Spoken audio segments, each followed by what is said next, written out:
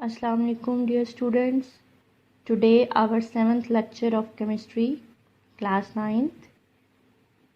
Our topic name is how to write a chemical formula and page number 11. Let's start our topic.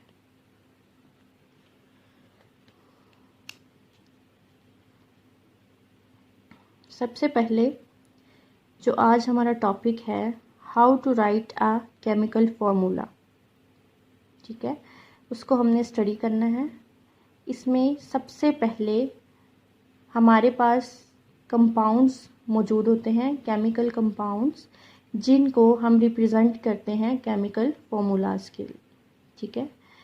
उसी तरह same जिस तरह हमने previous कुछ lectures में एलिमेंट्स को डिस्कस किया, एलिमेंट्स में हमने देखा कि हम एलिमेंट्स को रिप्रेजेंट करते हैं सिंबल्स के साथ, ठीक है।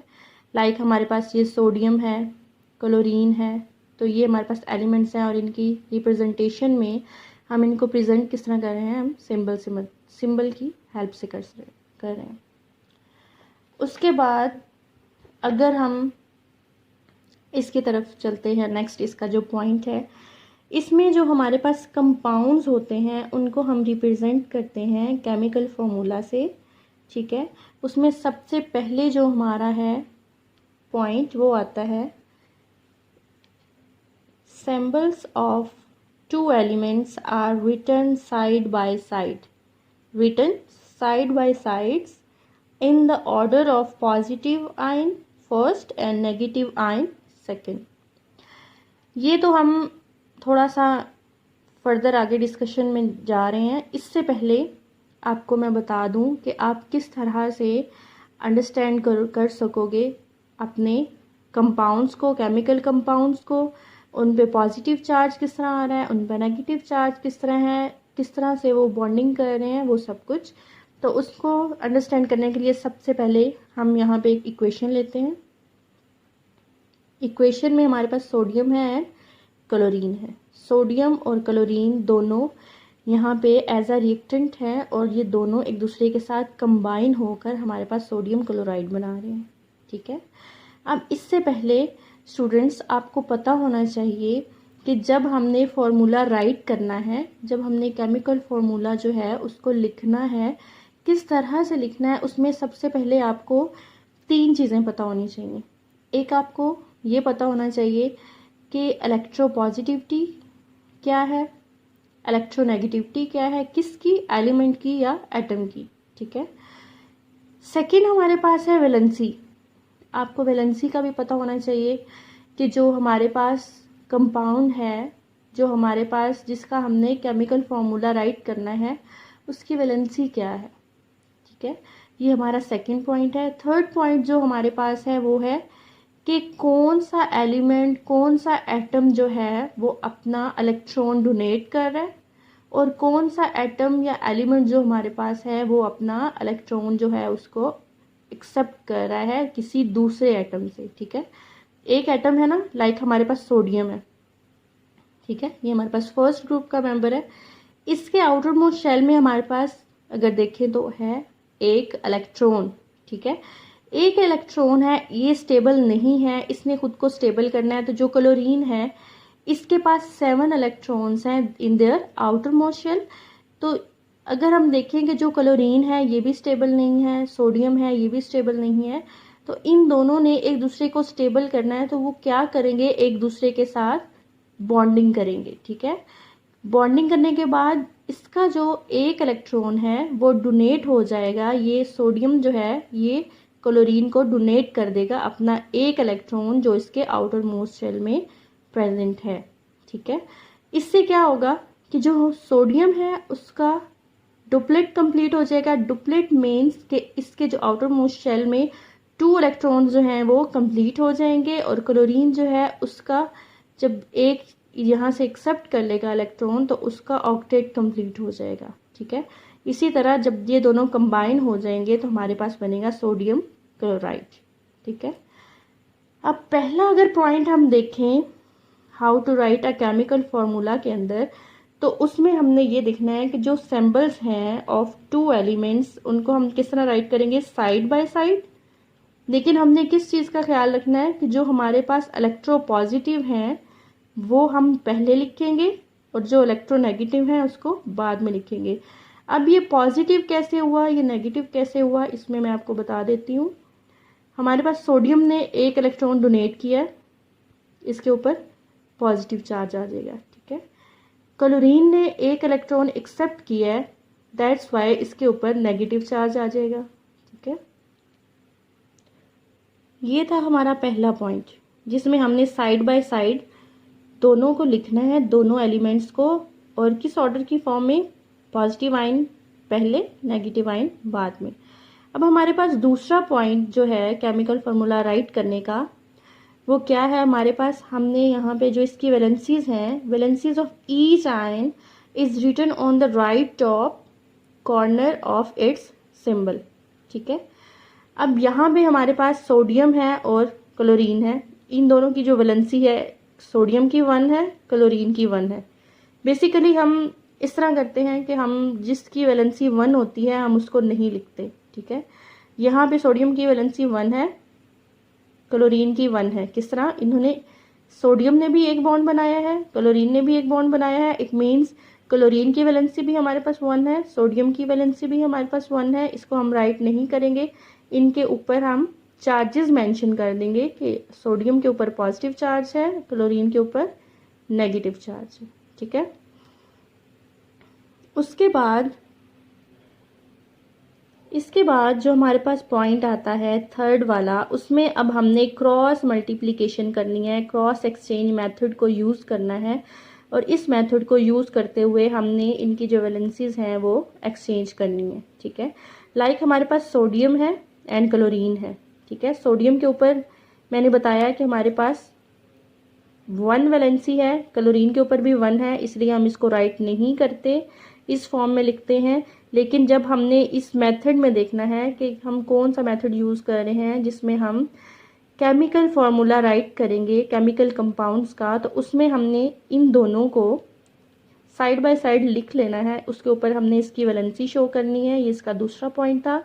थर्ड में हमने इसकी क्रॉस एक्सचेंज मेथड यूज़ करते हुए क्रॉस मल्टीप्लिकेशन करनी है, जिससे हमारे पास जो सोडियम की वैलेंसी होगी वो कार्बन के पास, और कार्बन क्लोरीन के पास, और क्लोरीन की जो है वो हमारे पास सोडियम के पास आएगी। इसी को अंडरस्टैंड करने के लिए अगर हम H2O की एग्जांपल लेते हैं, H2O है हमारे पास, यहाँ पे ऑक्सीजन 2 लोन पेयर, यहाँ पे एक जो है वो अनपेयर है। ये जो एक इलेक्ट्रॉन है ये बॉन्ड बनाएगा हाइड्रोजन के साथ, ये बनाएगा दूसरी हाइड्रोजन के साथ। अगर हम यहाँ पे हाइड्रोजन की वैलेंसी देखें तो 1 होगी, क्योंकि ये यहाँ पे एक बॉन्ड बना रहा है ऑक्सीजन के साथ। अगर हम इस हाइड्रोजन को देखें तो ये भी हमारे पास एक बॉन्ड बना रहा है, इट मीन्स इसके पास भी सेम एक ही वैलेंसी है। जबकि हमारे पास जो ऑक्सीजन है ये 2 बॉन्ड्स बना रही है, number of 2 bonds with hydrogen, ठीक है। इसकी फॉर्मेशन हो रही है, 2 बॉन्ड्स बन रहे हैं, इट मीन्स इसकी वैलेंसी हमारे पास होगी 2, ठीक है। तो अगर हम इसको राइट करते हैं इसी तरह क्रॉस मल्टीप्लिकेशन के साथ, तो वो इसी तरह होगा। यहाँ पे हम क्रॉस मल्टीप्लिकेशन करेंगे तो हमारे पास जो ऑक्सीजन है उसकी वैलेंसी हाइड्रोजन के पास, और जो हाइड्रोजन की है वो ऑक्सीजन के पास आएगी, तो इसको हम लिखेंगे H2O। इस एग्जाम्पल को हम थोड़ा डिटेल से पढ़ लेते हैं। लाइक हमारे पास है H2 प्लस O2, क्या बना है हमारे पास, वाटर, ठीक है। अब यहाँ पे एक वर्ड यूज हुआ है partial positive, partial negative. Partial का वर्ड उस वक्त यूज होता है जब हमारे पास जो इलेक्ट्रॉन्स होते हैं वो कोवेलेंट बॉन्ड बनाते हैं with the help of mutual sharing of electrons, ठीक है। हमारे पास जो डिफरेंट एटम्स होते हैं वो बॉन्ड बनाते हैं with the help of mutual sharing of electrons. ये हमारे पास होंगे पार्शियल पॉजिटिव चार्ज, ये हमारे पास होंगे पार्शियल नेगेटिव चार्ज। किस तरह से होंगे, लाइक हमारे पास 2 लोन पेयर्स हैं ऑक्सीजन के, 2 लोन पेयर्स, यहाँ पे अनपेयर्स हैं। जो अनपेयर हैं वो हाइड्रोजन के साथ बॉन्ड बनाएगा। किस तरह से बनाएगा? म्यूचुअल शेयरिंग के साथ बनाएगा। म्यूचुअल शेयरिंग किस तरह से होगी? लाइक एक हमारे पास इलेक्ट्रॉन यहाँ प्रेजेंट है, एक इलेक्ट्रॉन यहाँ पे, ये हमारे पास हाइड्रोजन का है, ये हमारे पास ऑक्सीजन का है। ऑक्सीजन जो है इसकी हमारे पास जो इलेक्ट्रोनेगेटिविटी है वो मोर देन हाइड्रोजन है। तो ये क्या करेगा? ये इस जो शेयरिंग हो रही है इलेक्ट्रॉन की, उसको अपनी तरफ अट्रैक्ट करेगा। तो इट मीन्स हाइड्रोजन और ऑक्सीजन जो हैं एक दूसरे के साथ म्यूचुअल शेयरिंग से बॉन्डिंग बना रहे हैं। इससे पार्शियल पॉजिटिव चार्ज आ जाएगा हाइड्रोजन के ऊपर और पार्शियल नेगेटिव चार्ज आ जाएगा ऑक्सीजन के ऊपर। सेम इज द केस, यहाँ पे जो दूसरी हाइड्रोजन है वो भी इसी तरह इसके साथ बॉन्ड बना लेगी। ठीक है, यहाँ पे अब हमने अकॉर्डिंग टू फर्स्ट पॉइंट हमने इसको राइट कर लिया है H2O। इनके सिंबल्स हमने लिख लिए हैं। इलेक्ट्रोपॉजिटिव पहले लिख लिया है, इलेक्ट्रोनेगेटिव बाद में लिखा है। उसके बाद दूसरा जो है, हमने दूसरे में इसकी वैलेंसीज को मेंशन करना है। वैलेंसी हमारे पास हाइड्रोजन की 1 है, ऑक्सीजन की 2 है। अब इसमें हम क्रॉस मल्टीप्लिकेशन करेंगे तो H के साथ 2 आएगा और ऑक्सीजन के साथ हमारे पास 1 आएगा। अब इसी तरह अगर हम इसके 5th पॉइंट की तरफ जाएं तो इसका 5th पॉइंट जो है, इसके 5th पॉइंट को हम पढ़ लेते हैं। सबसे पहले हमारे पास है रेडिकल्स की definition. If an ion is a combination of 2 or more atoms which is called radical। इसकी एग्जांपल है हमारे पास सल्फेट, इसी तरह फॉस्फेट। ब्रिंग करते हैं नेट चार्ज। अब जिस तरह हमारे पास ये सल्फेट का है SO4-2, ठीक है। इसी तरह हमारे पास एग्जांपल आती है एल्यूमिनियम की, और ये हमारे पास सल्फेट है। किस तरह से अब ये शो करेंगे ये वैलेंसीज को या कम्बिनेशन जो इनके 2 और मोर एटम्स का हो रहा है, जिसको हम रेडिकल कह रहे हैं, वो हम यहाँ पे आगे मेथोडोलॉजी देखते हुए उसको अंडरस्टैंड करेंगे। लाइक हमारे पास है यहाँ पे सल्फर ऑक्सीजन डबल बॉन्ड, यहाँ पे डबल बॉन्ड, यहाँ पे सिंगल बॉन्ड, यहाँ पे स्टेबल हैं ऑक्सीजन, यहाँ पे स्टेबल नहीं है। सेम इसी तरह हमने 3 जो है वो सल्फर और सल्फेट जो है हमने उनको राइट कर लेना है। सल्फेट राइट करने के बाद हमने देखना है एल्यूमिनियम हमारे पास 2 हैं, तो एक हमने एल्यूमिनियम यहाँ पे लिख ली, दूसरी हमने यहाँ पे लिख ली। अब हमने देखना है कि एल्यूमिनियम जो है वो किस तरह से रिएक्ट कर रही है, किस तरह से बॉन्डिंग कर रही है और किस किस साइड पे वो बॉन्ड बना रही है ऑक्सीजन के साथ। सबसे पहले अगर हम इसको देखें तो ये अपना खुद को स्टेबल करने के लिए एक बॉन्ड बनाएगी इस ऑक्सीजन के साथ, एक बॉन्ड बनाएगी यहाँ पे और थर्ड बॉन्ड बनाएगी यहाँ पे। ठीक है, अब यहाँ पे जो नंबर ऑफ बॉन्ड्स हैं वो हमारे पास कितने हुए? 3, 1, 2 एंड 3। सेम लाइक यहाँ पे हमारे पास एल्यूमिनियम 1 बॉन्ड, 2 एंड 3। ठीक है, ये इसकी बॉन्डिंग होगी। अगर हम अब इसको यहाँ पे लिख लेते हैं, एल्यूमिनियम है, यहाँ पे हमारे पास ये 3 बॉन्ड बना रहा है, SO4-2 जो है ये हमारे पास 2 बॉन्ड बना रहा है। तो इसमें अगर हम इसमें क्रॉस मल्टीप्लिकेशन करेंगे तो Al2SO4। अब ये ब्रैकेट्स हम क्यों लिखते हैं? ब्रैकेट्स लिखने की रीज़न ये है कि यहाँ पे ऑलरेडी हमारे पास जो ऑक्सीजन है उसके साथ 4 मेंशन है। तो अगर हम यहाँ पे नहीं लिखेंगे, लाइक हम यहाँ पे ये लिख लेते हैं 2SO4, साथ हम अगर इसके 3 लिखेंगे तो वो ये रॉन्ग हो जाएगा। इस वजह से हम यहाँ पे ये रॉन्ग हो जाएगा, इसलिए हम यहाँ पे ब्रैकेट्स यूज़ करते हैं। ब्रैकेट के साथ हम इसकी वैलेंसी को लिख देंगे। ठीक है, सेम इसी तरह हमारे पास एक और एग्जांपल है। एक और एग्जांपल में हमारे पास Ca3PO4-2। PO4 को हम सबसे पहले राइट कर लेते हैं P, यहाँ पे ऑक्सीजन, यहाँ सिंगल बॉन्ड है, यहाँ पे डबल बॉन्ड है। इसी तरह हमारे पास P डबल बॉन्ड और ये हमारे पास सिंगल बॉन्ड्स हैं। जहाँ पे हमने क्या देखा है? कैल्शियम, इसने अब रिएक्ट किया है, हमारे पास बॉन्डिंग हुई है। बॉन्डिंग बनने के बाद कितने बॉन्ड्स बने हैं हमने इसको देखना है। ठीक है, हमारे पास बॉन्ड बने हैं 3, तो हम बॉन्ड हमारे पास बने हैं 2, एक ये बॉन्ड बना है, एक ये बॉन्ड बना है। हमने ये सारे काउंट नहीं करने, हमने सिर्फ ये ऊपर वाला काउंट करना है। जिस तरह 1 + 1 2 बने हैं हमारे पास, ये 2 बन गए इसमें बॉन्ड।